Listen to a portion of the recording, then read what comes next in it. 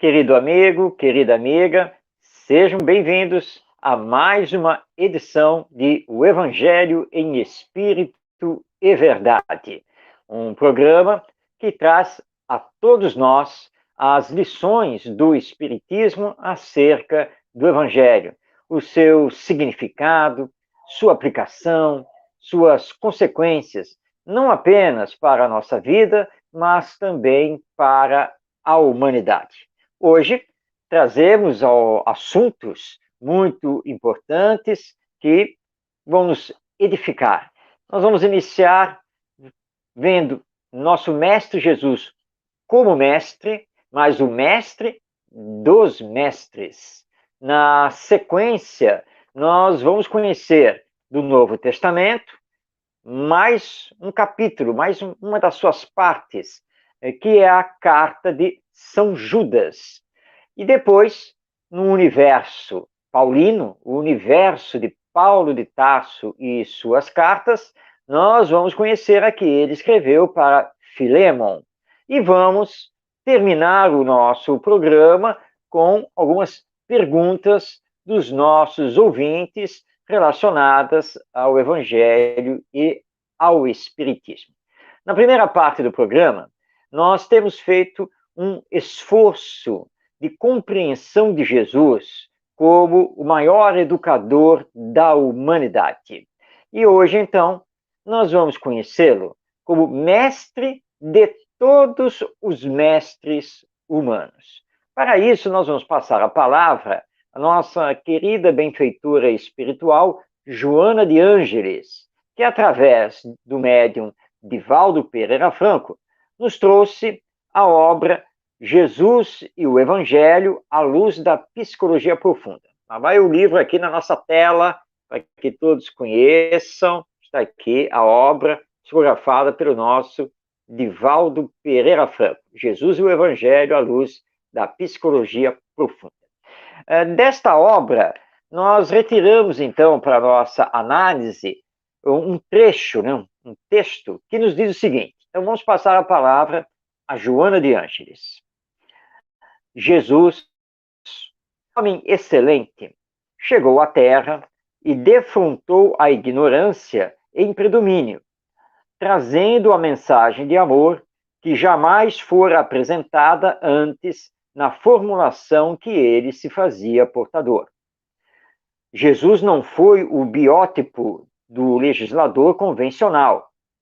Ele não veio submeter a humanidade, nem submeter-se às leis vigentes. Era portador de uma revolução que tem por base o amor na sua essencialidade mais excelente e sutil, e que, adotado, transforma os alicerces morais do indivíduo e da sociedade. Ele trazia uma nova versão da realidade centrada no ser imortal, procedente do mundo espiritual e a ele volvendo, o que alterava a estrutura da justiça, que não mais deveria ser punitiva destrutiva, mas educativa reabilitadora. Essas são as palavras, então, de Joana de Ângeles, que estamos trazendo para a nossa reflexão e o entendimento que Jesus é o maior dos mestres. Por isso, podemos afirmar que Jesus é o mestre dos mestres. Vamos, então, aqui fazer este entendimento a partir do que nos diz Joana de Ângeles. Primeiro, ela chama Jesus de o homem excelente. Por que isso? Porque Jesus, durante toda a sua missão, nos deu não apenas ensinos morais de grande profundidade, mas foi também o exemplo desses ensinos.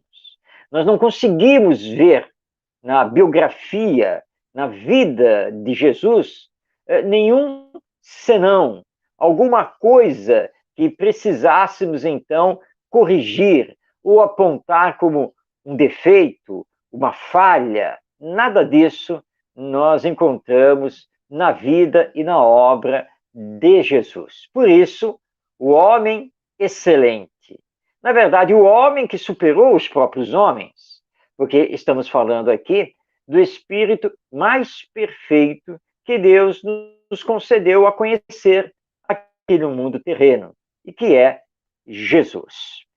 Ela afirma também que Jesus defrontou, em sua época, a ignorância que predominava.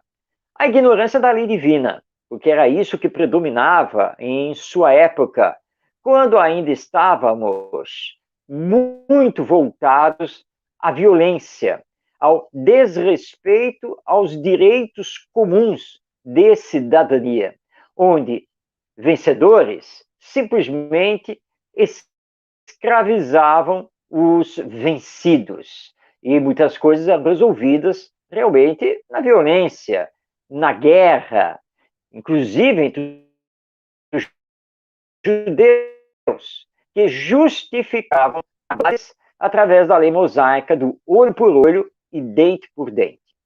Mas Jesus sabia o que iria enfrentar. E ele veio cumprir, então, a missão divina de nos trazer a mensagem do amor. A lei divina do amor.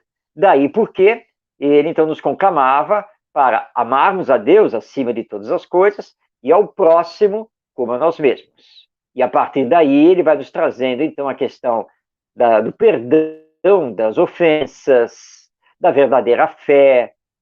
Então, sempre nos dando novas lições, combatendo a nossa ignorância espiritual, a nossa ignorância da própria lei divina. E como Jesus nos apresentou essa lei, isso nunca tinha acontecido.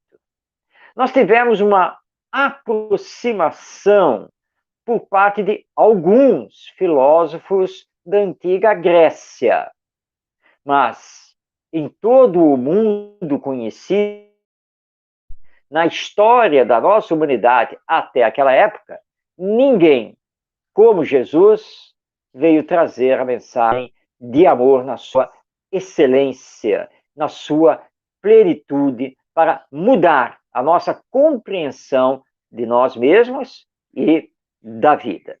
Diz ainda, então, que a nossa Joana de Ângeles, que Jesus estava muito longe de ser um legislador convencional, como ele, às vezes, é confundido por alguns estudiosos. Jesus não veio trazer novas leis, novas regras para nós. Ele veio desvelar a lei divina do amor. Foi isso que ele veio trazer. Então, ele não veio legislar como, por exemplo, fez Moisés, dentro de uma necessidade na sua época. Moisés, além de receber, de recepcionar o código divino dos 10 mandamentos, ele teve que criar uma lei civil humana. Jesus não veio fazer isso. Ele veio trazer de volta o código dos 10 mandamentos e ampliá-lo dentro dos ensinos morais, dentro de uma visão espiritualizada da vida. Mas ele não mexeu com a nossa legislação humana, porque ele sabia que isso é uma coisa nossa, que nós, com o tempo, iríamos modificar a lei humana, aproximando-a paulatinamente, passo a passo, da lei divina. Ele nos trouxe, na verdade, os princípios, os fundamentos para realizarmos essa aproximação. Diz ainda que Joana de Ângeles que Jesus não veio se submeter à humanidade. Ele não veio se submeter às leis vigentes. Tanto que ele dizia: vocês ouviram dizer que, vocês sabem que a lei diz, mas eu vos digo que. Ou seja, ele trazia correções à lei humana. Ele não veio simplesmente se submeter. E um grande exemplo disso é a enorme discussão que aconteceu na época por causa do sábado. Os judeus ortodoxos da época de Jesus diziam que o sábado era sagrado. O sábado era o dia que se devia consagrar ao Senhor. Portanto, terminantemente proibido trabalhar no sábado. Mas Jesus sai da sinagoga e cura. E, portanto, ele trabalhou. Os doutores da lei, na época, foram até ele para questionar. Ele não podia fazer aquilo. Ele não podia agir durante o sábado, porque o sábado não era permitido o trabalho. Mas ele então olha para os doutores da lei e diz assim: bem, qual o pastor, qual o dono de ovelhas, que ao amanhecer do sábado vai até o seu rebanho, conta as ovelhas e descobre que está faltando uma? Qual dono das ovelhas não vai sair à procura da ovelha que se desgarrou para trazer de volta ao rebanho? Mas é sábado. E porventura, ao fazer isso, ele não está trabalhando? Ele não está olhando o seu lado comercial? Que uma ovelha a menos, um rendimento a menos, é trabalho. Ele está trabalhando. Por acaso vocês, doutores da lei, ao fazerem as pregações no Templo de Jerusalém, nas sinagogas, vocês não estão trabalhando? Ora, isso é hipocrisia. Então, eu não vim para me submeter aos ditames humanos, mas sim trazer a lei divina do amor. E meu pai trabalha até hoje, e eu, portanto, também devo trabalhar. E aí, então, ele mostrou aos doutores da lei que Deus, na verdade, não descansa no sábado. Essa é uma convenção humana, nada mais do que isso. Portanto, ele não veio se submeter à lei humana, mas sim ele se submetia à lei divina. E ele, Joana de Ângeles também aqui nos diz que ele trazia uma nova versão da realidade. Por quê? Porque ele nos trazia o ser imortal. Nascer de novo, como ele proclamou a Nicodemos. A transfiguração no Monte Tabor, onde ele tem um encontro espiritual com os espíritos Moisés e Elias. Quando ele dá a entender com todas as letras que João Batista, o precursor, tinha sido a reencarnação de Elias. Quando ele fala da necessidade da conquista do reino dos céus, e para isso tem que haver o desprendimento das coisas materiais.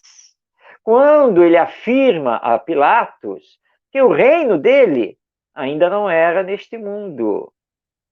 Porque o reino de Jesus é o reino do bem, é o reino do amor, é o reino consolidado nas esferas espirituais maiores, mas ainda não no planeta Terra, porque nós ainda não adentramos vigorosamente a lei de amor.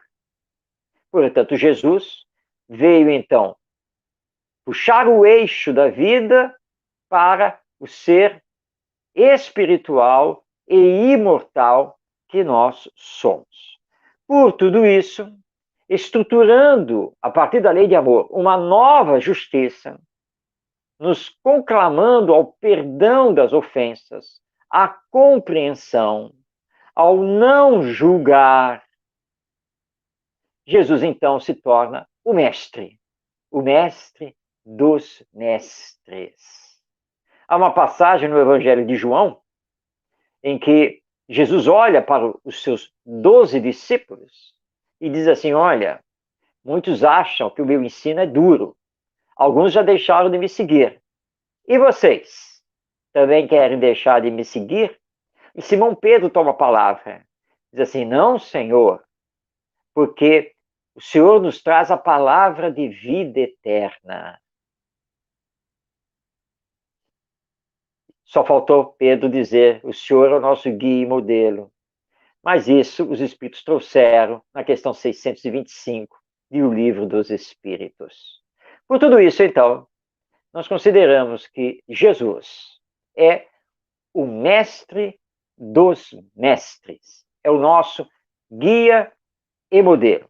É aquele que efetivamente nos trouxe, na sua pureza, na sua grandeza e profundidade, a lei divina do amor para nos revolucionar, para nos transformar. Por isso, então, ele também pode ser considerado o nosso grande educador revolucionário no sentido moral de nos trazer novas perspectivas e uma nova finalidade para o viver. Muito bem, com essas considerações, a partir então da nossa querida benfeitora espiritual Joana de Ângeles, nós podemos entrar no conteúdo do Evangelho. Nós estamos seguindo aqui no nosso programa o conteúdo que faz o Novo Testamento. Sempre lembrando, o Novo Testamento, ou Evangelhos, ele é formado não apenas dos evangelhos muito conhecidos de Mateus, Marcos, Lucas e João. Ele é formado também de outros livros, as cartas de Pedro, as cartas de João, a carta de Tiago, o Apocalipse. E tem uma carta que também faz parte do Novo Testamento, que é bem pouco conhecida, pouco comentada, que é a carta de Judas, ou, como os católicos se referem, a carta ou epístola de São Judas. Não é uma carta longa, é relativamente curta, mas ela está lá, no Evangelho. Ela faz parte do Novo Testamento. Quem é esse Judas? É a primeira pergunta que se faz. Nós sabemos que Jesus teve entre os seus discípulos dois, com o nome de Judas. O Judas Iscariotes e o Judas Tadeu. Bem, o autor da carta não afirma ser o discípulo direto de Jesus. Ele abre a carta dizendo que ele é Judas, irmão de Tiago. Mas também não informa que Tiago é esse. Porque Judas, Tiago e assim por diante eram nomes comuns na antiga Judéia. Então é muito difícil nós dizermos quem é. Então, entre os historiadores, não há nenhum consenso em relação a quem é esse Judas. Muitos consideram que seja o discípulo Judas Tadeu. Então, seria então a epístola de São Judas Tadeu. Mas isso não é corroborado pelos historiadores. Não há nenhuma documentação que referende essa afirmação. Quando que essa carta foi escrita? Aqui também é uma grande controvérsia. Talvez, para alguns historiadores, ela tenha sido escrita ali por volta do ano 65. Para outros, a carta de Judas foi escrita no final do primeiro século do cristianismo, portanto, ali em torno do ano 90. Como não existe uma datação certa, também não existem documentos que possam provar isso, nós vamos deixar então isso de lado. Não vamos aqui discutir se esse Judas seria o discípulo de Jesus e também não vamos entrar nessa polêmica sobre a data em que a carta foi escrita. Importante é saber que entre os pensadores cristãos dos primeiros tempos, isso já no século II, nós temos então em Clemente de Alexandria e Orígenes a citação da existência dessa carta de Judas, e ambos aceitando a carta de Judas como uma carta do Evangelho. Então, essa carta faz parte hoje do Novo Testamento. O autor, o nosso Judas, ele mostra uma coisa, uma característica que é importante. ele mostra conhecer bem a literatura judaica. Isso pelas citações que ele realiza na sua carta. Por isso, tem-se a impressão que esse Judas era, de fato, um judeu. Se ligado diretamente a Jesus ou não, nós não sabemos, mas tudo leva a crer que sim, ele era judeu. Para quem ele escreveu a carta? Não há endereçamento na mesma, mas ela parece ser dirigida principalmente às comunidades cristãs formadas por judeus convertidos ao Evangelho de Jesus. Nessa carta, seu autor, que assinou Judas, ele faz uma forte defesa da fé em Jesus, da fé nos ensinos do Cristo, combatendo, chegando mesmo a atacar com uma certa veemência qualquer forma de interpretação mística dos ensinos de Jesus. Portanto, é uma carta muito diferente das cartas de Pedro e de João e mesmo da de Tiago. Talvez por esse motivo ela não seja tão comentada. Mas nós procuramos então saber se Emmanuel, esse nosso querido amigo espiritual, fez algum comentário sobre algum trecho da carta de Judas. E encontramos. Sim, Emmanuel, vindo através do nosso querido médium Chico Xavier, fez um comentário, sim, na verdade, mais de um, acerca do conteúdo da carta de Judas. E nós encontramos um desses comentários, e vamos destacar no programa, no livro, ele aqui aparecendo na nossa tela, no livro Vinha de Luz, psicografia de Francisco Cândido Xavier. No capítulo 49, Emmanuel nos traz a mensagem exortados a batalhar. E ele, então, transcreve um trecho da carta de Judas que se encontra no seu capítulo 3. O trecho é o seguinte: Amados, procurando eu escrever-vos com toda a diligência acerca da salvação comum, tive por necessidade dirigir-vos esta carta, exortando-vos a batalhar pela fé que uma vez foi dada aos santos. Comenta então Emmanuel. O cristianismo é campo imenso de vida espiritual, a que o trabalhador é chamado para a sublime renovação. O sedento encontra nele as fontes da água viva, o faminto, os celeiros do eterno pão. Os cegos de entendimento nele recebem a visão do caminho, os leprosos da alma, o alívio e a cura. Todos os viajores da vida, porém, são felicitados pelos recursos indispensáveis à jornada terrestre, com a finalidade de se erguerem, de fato, naquele que é a luz dos séculos. Desde então, restaurados em suas energias espirituais, são exortados a batalhar na grande causa do bem. Ninguém se engane, pois, na oficina generosa e ativa da fé. No serviço cristão, lembre-se cada aprendiz de que não foi chamado a repousar, mas a peleja árdua, em que a demonstração do esforço individual é imperativo divino. Jesus iniciou, no círculo das inteligências encarnadas, o maior movimento de libertação do espírito humano, no primeiro dia da manjedoura.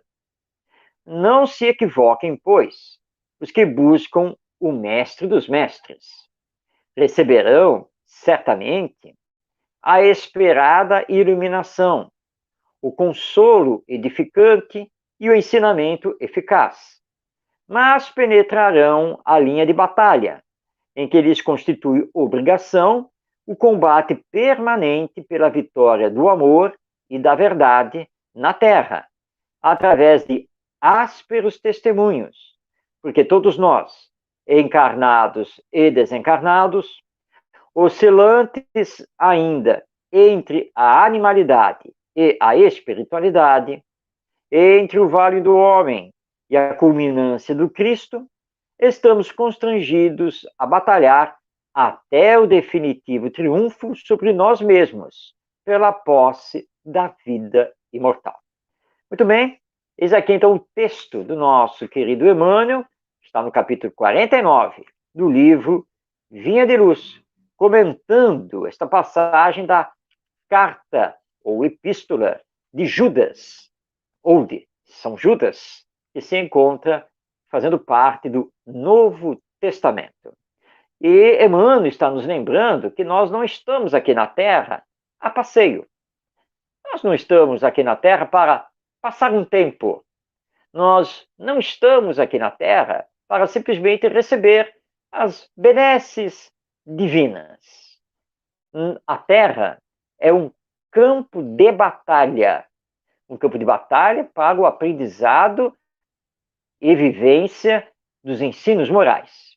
Então, todo aquele que tem um encontro com o Cristo está automaticamente convocado para fazer parte dessa batalha.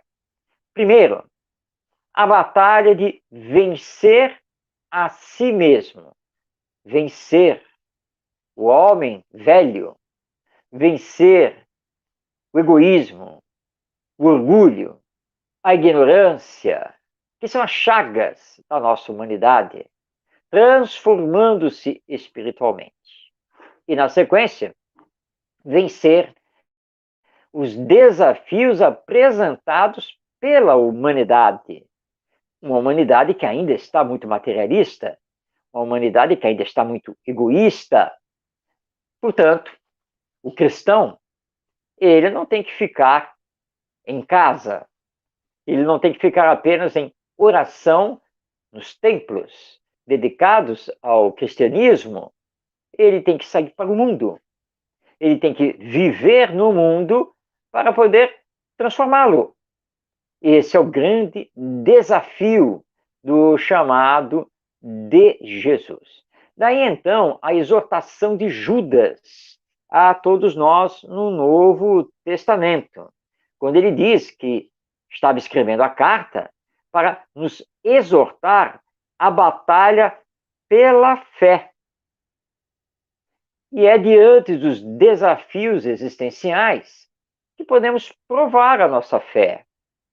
Que somos então testados, se somos verdadeiros cristãos, e mais particularmente, se somos verdadeiros espíritas, considerando que o espiritismo é o cristianismo redivivo, é a doutrina que reviveu, que reacendeu a chama do Evangelho, em espírito e verdade. O que estamos fazendo? Nós estamos hoje aqui pela internet, levando as lições do Espiritismo e do Evangelho para todos, no Brasil e no mundo, mas estamos pegando essas lições e colocando para nós mesmos? Essa transmissão, na sua beleza, ela é só uma fachada? Ou, de fato, nós que produzimos, que apresentamos, nós que publicamos, espalhamos pela internet, nós estamos aplicando as lições do Evangelho em nós mesmos? Para não sermos apenas palavra, mas para sermos o Espírito, para sermos vida, para sermos o exemplo? É isso que Judas nos chama a atenção na sua carta, e que Emmanuel, então, comenta. O mundo, que ainda é de expiações e provas, é qual um campo de batalha, onde nós temos que vencer o egoísmo, o orgulho, a indiferença, a prepotência, a vaidade, que carregam para nós os mais diversos males. Portanto, todo cristão, e aqui no caso, todo espírita, porque o espírita também é um cristão, está não apenas convidado, mas está convocado por Jesus para essa batalha, que é diária, mas da qual podemos sim sairmos vencedores do ponto de vista moral e espiritual, sendo também transformadores da nossa humanidade.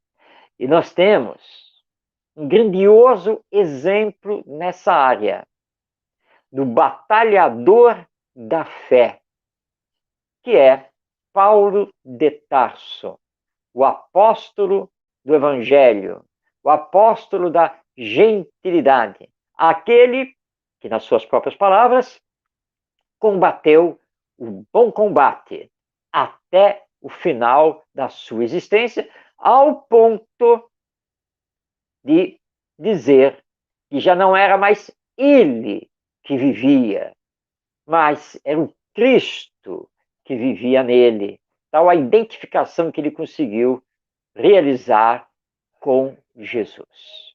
E nós temos destacado no programa as cartas escritas por Paulo de Tarso e que fazem parte também do Evangelho. Estão lá publicadas no Novo Testamento.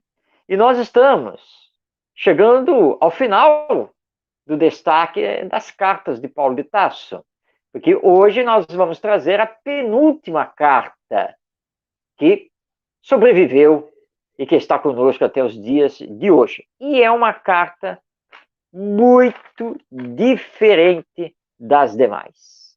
E também não é muito conhecida, não é muito citada. É a carta a Filemon. E logo bate aquela curiosidade.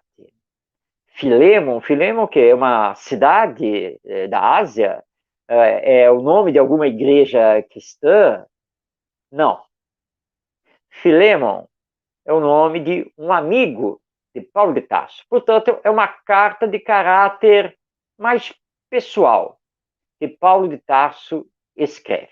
Vamos então tentar entender essa carta. Não se sabe exatamente de que parte da Ásia, né, do mundo oriental, ou talvez até do mundo ocidental, Filemon pertencesse, já que Paulo, na sua carta, ele não faz esse endereçamento, mas a carta é escrita a Filemon. Muito bem. Filemon era um dirigente, era um coordenador de um núcleo cristão. Filemon, e pelo que se subentende da carta, também alguns dos seus familiares. Filemon tinha um servo, um escravo, de nome Onésimo. Não se sabe quais são as circunstâncias, mas por algum motivo, quando de uma das suas viagens, Paulo levou consigo Onésimo, por empréstimo de Filemon, que era o seu dono, porque na época existia a escravidão. Muito bem, Onésimo, segundo informações dadas pelo próprio Paulo de Tarso, havia se tornado um cristão, bom cristão, auxiliando Paulo na divulgação do Evangelho. E por um motivo que Paulo não explica da sua carta, ele, na verdade, estava devolvendo Onésimo a Filemon. E provavelmente o próprio Onésimo foi o portador da carta. E aí, então, o apóstolo faz uma série de recomendações morais a Filemon, conclamando, então, que Filemon desse a liberdade a Onésimo e que o considerasse como um irmão. Segundo os historiadores, esta carta de Paulo de Tarso provavelmente foi escrita no ano 62 ou por volta disso, quando Paulo estava na sua primeira prisão ocorrida na cidade de Roma. Sabe-se, pelas informações trazidas por Emmanuel no seu livro Paulo e Estevão, que Filemon fazia parte da comunidade cristã da cidade de Colossos, e que Filemon foi um bom colaborador de Paulo de Tarso. É uma carta pequena, mas onde Paulo exorta a fraternidade, a solidariedade e a caridade.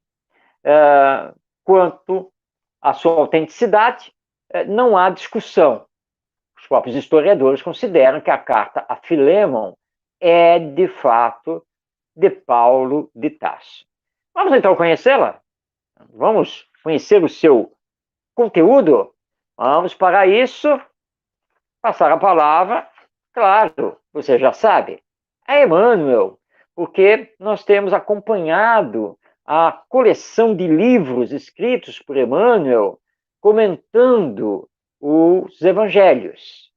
E desta vez, nós vamos aqui destacar o livro, aquele na tela, Caminho, Verdade e Vida, de Emmanuel, psicografia de Francisco Cândido Xavier. Nesta obra, no capítulo 17, que tem por título Por Cristo, Emmanuel comenta o versículo 18 do capítulo 1 da carta de Paulo de Tarso a Filemon.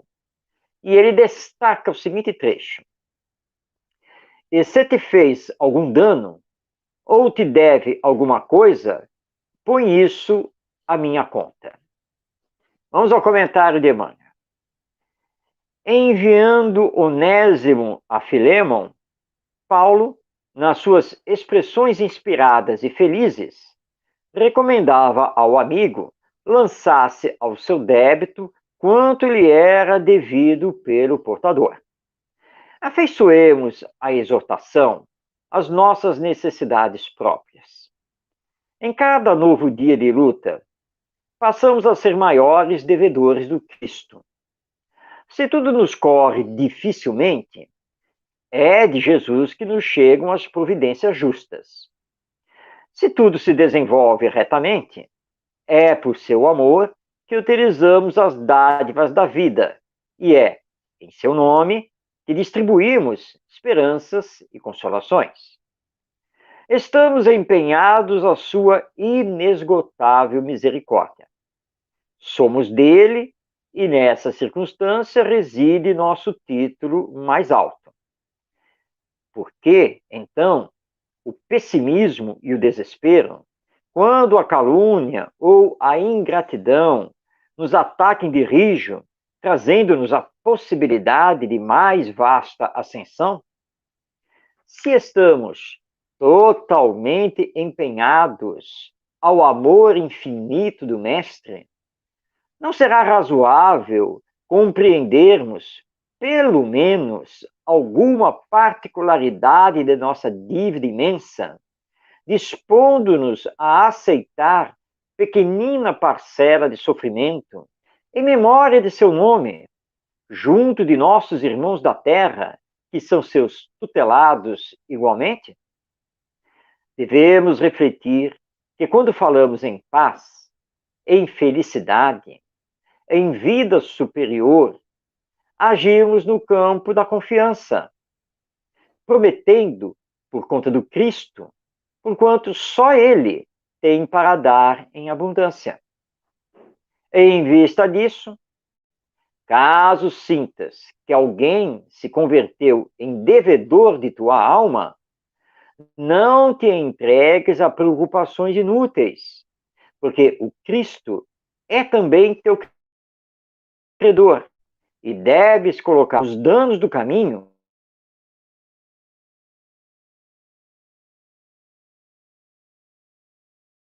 em sua conta divina. Aqui, sobre a carta de Paulo a Filemon, recomendando a Filemon que, caso Onésimo tivesse alguma dívida com ele, que Filemon cobrasse dele Paulo, não de Onésimo. E Emmanuel vem nos dizer que nós precisamos ser muito gratos a Jesus, nosso mestre e governador espiritual. Porque quando passamos por problemas, por aflições, é dele que vem o socorro, em nome de Deus, nosso Pai. Quando estamos conseguindo ter uma boa vida sobre a terra, é dele que vem o suporte para nos mantermos na paz e na felicidade. Então, desse ponto de vista, nós somos os grandes devedores a Jesus. Devemos muito a Ele. O amparo, a orientação, a consolação, nós devemos a Jesus, que por amor a nós nunca nos abandona, está sempre conosco e providenciando aquilo de que necessitamos. Porque Jesus é o representante máximo da lei divina em nosso planeta. Então, Emmanuel, nos recordando isso, nos diz assim: ora, então, quando alguém aparecer na sua vida, lhe trazendo aflições, não se perturbe, não se desequilibre, não reclame, mas ponha isso à conta de Jesus. Porque esse é o momento de realizar grandes aprendizados, sempre visando a nossa ascensão, a nossa melhora espiritual.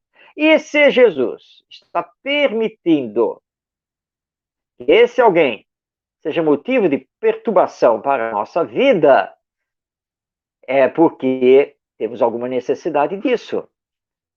Temos aprendizados a realizar. Portanto, nada de ingratidão, nervosismo, desequilíbrio, nada disso. Coloquemos tudo na conta do nosso mestre e sigamos em frente, perdoando, compreendendo, esclarecendo, construindo. Lembrando aqui uma poesia do espírito Casimiro Cunha, através do nosso Chico Xavier. A poesia está... daqui a pouco eu lembro o nome do livro, que me foge agora.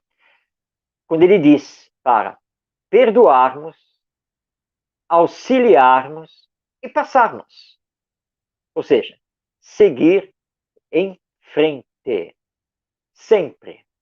É então o que Paulo coloca para Filemon e que Emmanuel, com profundidade, vem aqui então comentar neste capítulo 17, por Cristo, que está no livro Caminho, Verdade e Vida. Vamos lembrar que a Terra é a nossa grande escola. É aqui que nós temos que ter os aprendizados da fraternidade, da solidariedade, da ética, da nossa espiritualização. É aqui. Porque aqui nós passamos pelos testes, pelas provas que não são necessárias para a nossa evolução espiritual.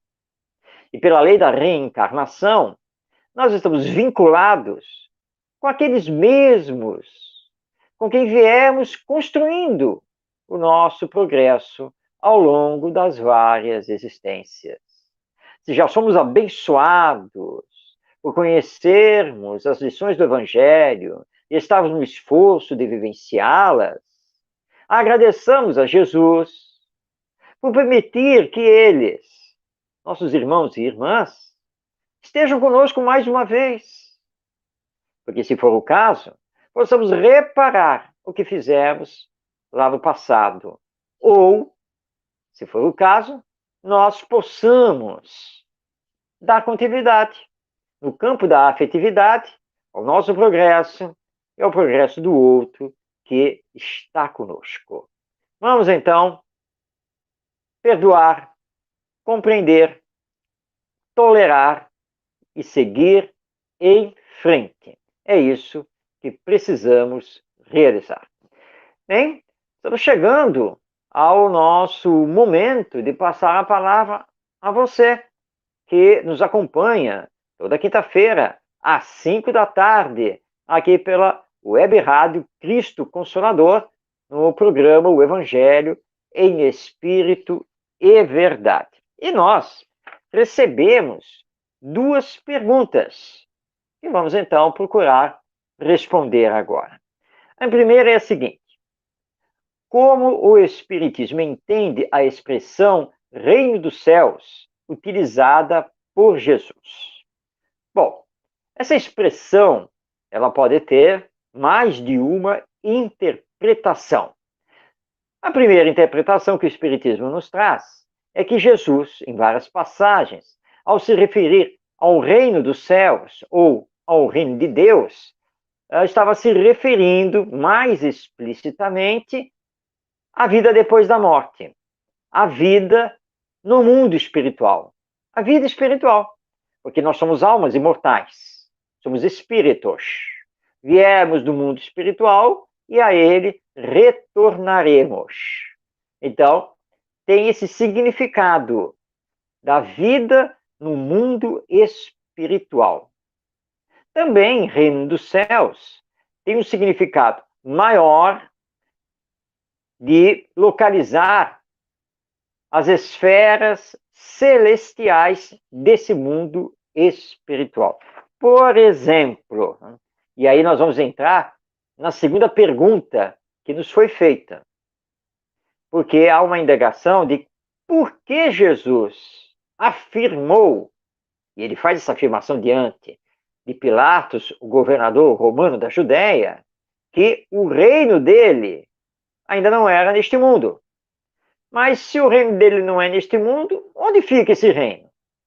O reino de Jesus fica nas esferas superiores da espiritualidade, nas esferas celestiais. Mas Jesus disse que o reino dele ainda não era neste mundo. Porque será? Na medida em que compreendemos a lei de amor e praticá-la. Na medida em que pararmos de julgar o nosso próximo. Na medida em que combatermos os vícios morais e deixarmos aflorar, desenvolver as virtudes. Esse é um processo de educação. Mas Jesus é nosso mestre, ou melhor dizendo, é o mestre dos mestres, o educador por excelência.